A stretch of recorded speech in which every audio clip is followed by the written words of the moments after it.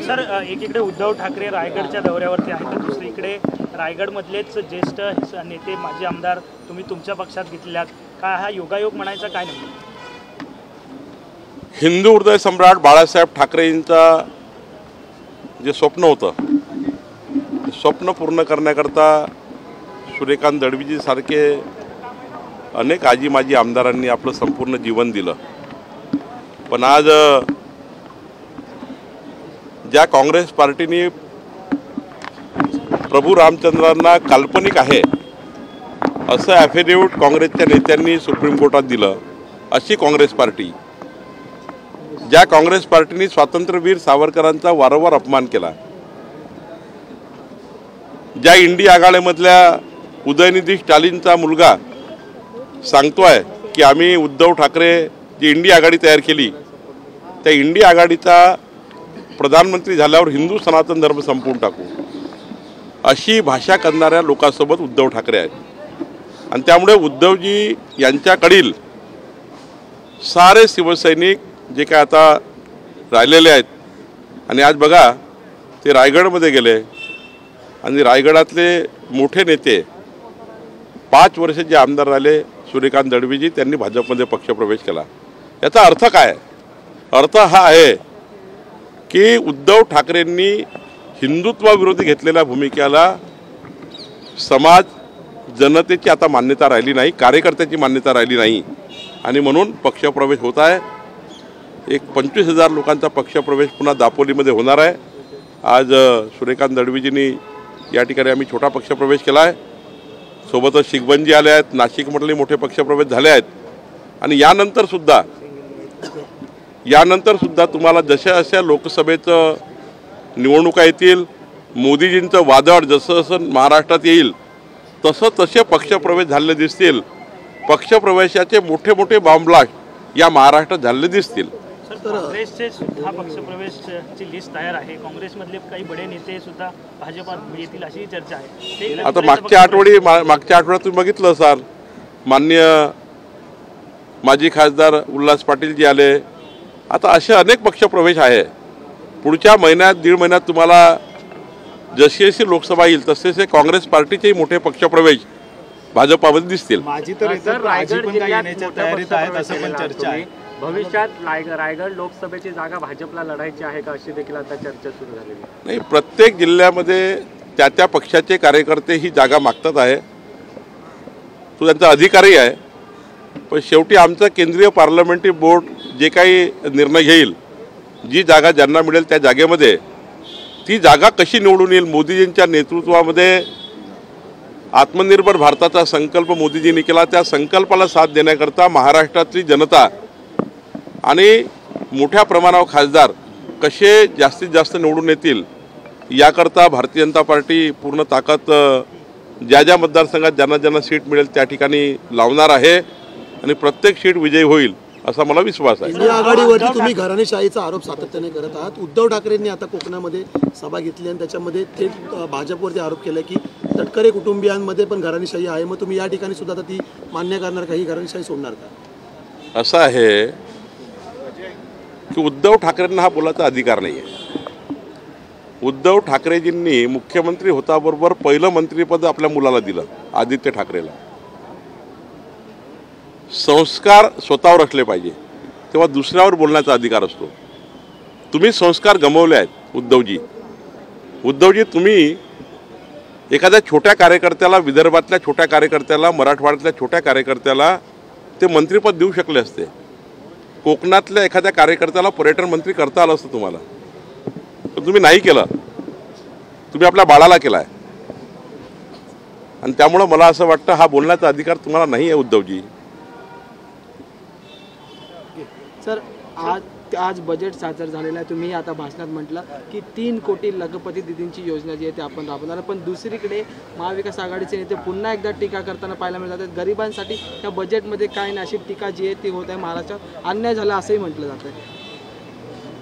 खरं तर आजचं बजेट आपण जर बघितलं तर माननीय प्रधानमंत्री मोदीजी आणि आमच्या अर्थमंत्री निर्मला सीतारामनजी, केंद्रीय मंत्रिमंडळाचं महाराष्ट्राच्या 14 कोटी जनतेच्या वतीने मी हृदयापासून आभार मानतो, अभिनंदन करतो की नारी शक्तींना मजबूत करण्याकरता, शेतकऱ्यांना मजबूत करण्याकरता, गरीब कल्याणाकरता, मध्यमवर्गीयाच्या कल्याणाकरता, युवकाच्या कल्याणाकरता, स्टार्टअप इंडिया आणि आत्मनिर्भर भारताकरता ज्या पद्धतीने मोदीजींनी 10 वर्षात काम केलं आणि त्याचं प्रतिबिंब आज या महाराष्ट्रात देशामध्ये उमटतं आहे. ज्या पद्धतीने वंदे भारत एक्सप्रेस येत आहे, पायाभूत सुविधा होत आहे, अटल सेतूसारखे सेतू झाले आहेत, संपूर्ण देशभर इन्फ्रास्ट्रक्चर आहे आणि एकीकडे इन्फ्रास्ट्रक्चर डेव्हलपमेंट, दुसरीकडे पायाभूत सुविधा, तिसरीकडे गरीब कल्याण, शेतकऱ्याचं कल्याण, अशा अनेक योजना मोदीजींनी दिल्या आहेत. आणि जून महिन्यात जे बजेट येणार आहे त्यात हेही सांगितलं गेलं की जूनचं बजेट हे ऐतिहासिक बजेट असणार आहे. आता तर खरं तर हे छोटं बजेट असतं, पण जे लॉंग बजेट येणार आहे, मोठं बजेट येणार आहे, ज्यामध्ये संपूर्ण आरोग्याच्या सुविधा कशा असतील, मध्यमवर्गीयाला कसं त्या ठिकाणी रिलीफ मिळणार आहे, हे सर्व जूनच्या बजेटमध्ये असतं. पण आज ज्या पद्धतीने संकेत दिले आहे, जे संकेत आहेत ते संकेत हे जगातला सर्वोत्तम भारत निर्माण करण्याचे आहेत. या भारताला तिसरी महासत्ता, आर्थिक महासत्ता करण्याचे संकेत आहेत आणि संपूर्ण देशाने बजेट स्वीकारलेलं आहे. मोठ्या प्रमाणावर अर्थतज्ञाला जर तुम्ही विचारलं तर सारेच अर्थतज्ञ तुम्हाला म्हणतील या बजेटमधून येणाऱ्या 21व्या शतकातल्या अमृतकाळातल्या भारतातलं महत्त्वाचं बजेट हे झालं. आणि मला अभिमान आहे की मोदीजींच्या नेतृत्वामध्ये 6व्यांदा आमच्या महिला नेत्या निर्मला सीतारामनजी हे बजेट दिलं. आणि आज बघितलं असाल आपण 2 महिला शक्ती, एकडे द्रौपदी मुर्मूजी आमच्या राष्ट्रपती, दुसरीकडे निर्मला सीतारामनजी, या 2 महिला शक्ती त्या ठिकाणी ज्या पद्धतीने देश कल्याणाकरता मोदींच्या नेतृत्वामध्ये आपण बघितलं असाल ज्या पद्धतीने देश पुढे जातो आहे, हे भारतीयाकरता, माझ्यासारख्या कार्यकर्त्याला करता गौरव आहे. सर, पण त्याच्यावर टीका होतात, या बजेटवर टीका होतात, गोरगरिबांच्या वाटेला काही आलं नाही, महाराष्ट्रावर अन्याय झाला आहे असं म्हटलं जातं. ज्यांनी 65 वर्ष काहीच केलं नाही त्यांना टीका करायचा अधिकार नाही आहे. कुठल्या गोष्टीवर टीका नेमकी? हे बजेट बरोबर नाही, हे असं झालं, हे तसं झालं, सांगा ना. हा महाराष्ट्र, हा देश ज्या पद्धतीने समोर चालला आहे, ज्या पद्धतीनं 10व्या नंबरचा भारत 5व्या क्रमांकावर आला आहे, ज्या पद्धतीनं इन्फ्रास्ट्रक्चर डेव्हलपमेंट सुरू आहे, आज संपूर्ण देशात कुठल्याही रस्त्याने जा, कुठल्याही रेल्वे मार्गाने जा, जागोजागी त्या ठिकाणी इन्फ्रास्ट्रक्चर सुरू आहे. आणि त्यामुळं हा भारत देश मजबूतीकडे चालला आहे. काँग्रेस पार्टीने काहीच केलं नाही. कधी 10 कलमी कार्यक्रम दिले, कधी 20 कलमी कार्यक्रम दिले, कधी 30 कलमी कार्यक्रम दिले, सर्व कलमी कार्यक्रम दिले, एकही कलम कामात आली नाही आणि एकही विकासाचं काम केलं नाही. त्यामुळं त्यांना यातून काहीच दिसणार नाही. उद्धव ठाकरे असं म्हणतात की हे सरकार जे आहे ते पुढील बजेट मांडण्यासाठी मोदी सरकार नसणार आहे, विश्वासानं सांगतो असं भाषणात त्यांनी म्हटलं आहे. खरं तर मी तुम्हाला सांगतो की उद्धव ठाकरे एवढे बिघडले आहेत काँग्रेसच्या सहवासात जाऊन. मुंगेरी लालचे हसीन सपने, मुंगेरी लाल के हसीन सपने पाहायला लागले आहे काँग्रेस पार्टीच्या सोबत राहून. आणि त्यामुळं कुठं मोदीजी, कुठं उद्धवजी, आपण कशाला नांदी लागता, सोळा नांद आता. आणि त्यामुळं मला वाटतं की मोदीजी हे आज ज्या पद्धतीनं देश पुढे नेत आहेत आणि हे मुंगेरलालचे हसीन सपने बघतात आहे. रोज लोक सोडून चालले इंडिया आघाडीला. ममता बॅनर्जी सोडून गेल्या, नितीश कुमारजी सोडून गेले, केजरीवालही सोडून गेले, आता रोज लोक सोडत आहेत. मी तुम्हाला सांगितलं जशी निवडणुकीची फॉर्म भरण्याची डेट येईल इंडिया आघाडी संपूर्ण समाप्त झालेली दिसेल, समाप्त झालेली दिसेल, कोणी दिसणार नाही. सर, विधानसभा अध्यक्ष राहुल नार्वेकर यांच्या निकालावरती सातत्याने गटागटातून टीका करण्यात येते. उद्धव ठाकरे स्वतः बोलतात चांगली संधी होती काम करण्याची त्यांना, नशिबाने मात्र दलालासारखा एक दिल्लीतून आलेला कागद त्यांनी वाचून दाखवण्याचं काम केलं.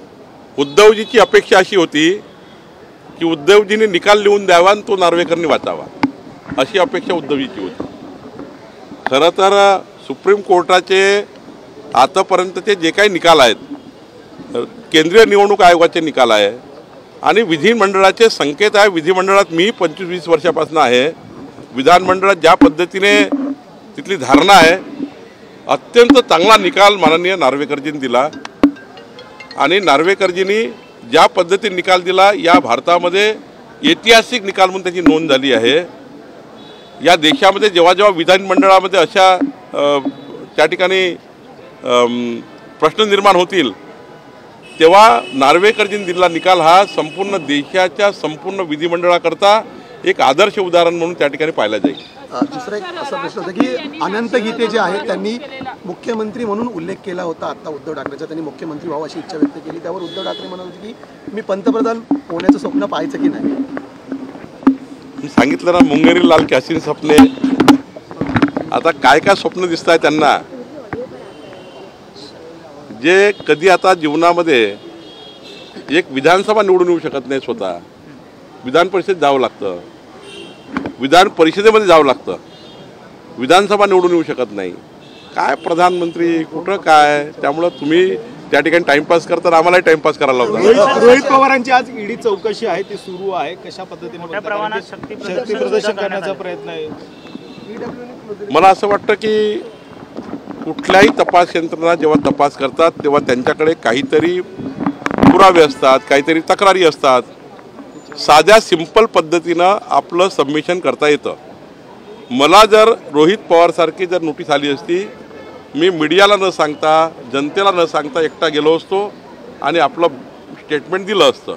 आता त्यांनी त्यातून काय त्यांना भीती वाटतं आहे, काय त्यांना वाटतं आहे यातून शक्ती प्रदर्शन करून, मला वाटतं जेव्हा घाबरलेले लोक असतात, घाबरलेल्या शेवटच्या क्षणात जसे वागतात तसे वागतात आहे. पवारांनी सोय कुटुंबीय पण हजेरी लावते त्यांच्यावर. नाही ते ठीक आहे, त्यांना जे करायचं ते करू द्या.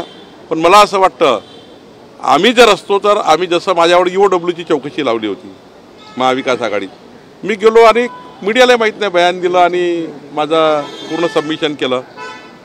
खरं तर या चौकशीमध्ये जे तक्रार येतं त्या तक्रारीवर सबमिशन करता येतं. मात्र या पद्धतीचं वातावरण तयार करून त्याचा राजकीय उपयोग करण्याचा जर कोणी प्रयत्न केला असेल तर मला वाटतं तो काही काळापुरता असतो, तो पूर्ण काळ नसतो.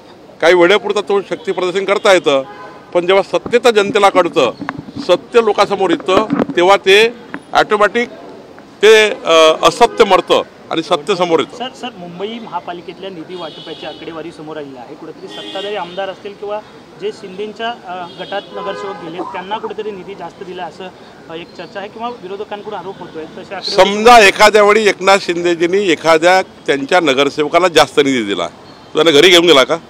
मुंबईच्या विकासाकरता वापरला ना. अरे बाबा, तुम्ही डिपॉझिट ठेवले, जनतेचा पैसा डिपॉझिट ठेवून जनतेचा विकास थांबवण्याचा तुम्हाला अधिकार नव्हता.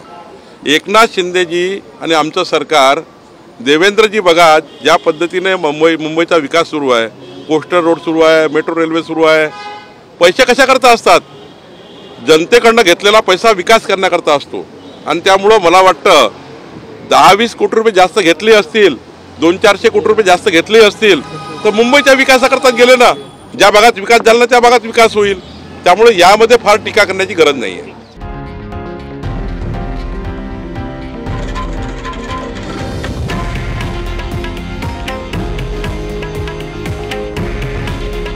हे आहे देशातील नंबर 1 न्यूज नेटवर्क आणि आपण पाहत आहात TV9 मराठी. काळजी तुमची, हित महाराष्ट्राचं.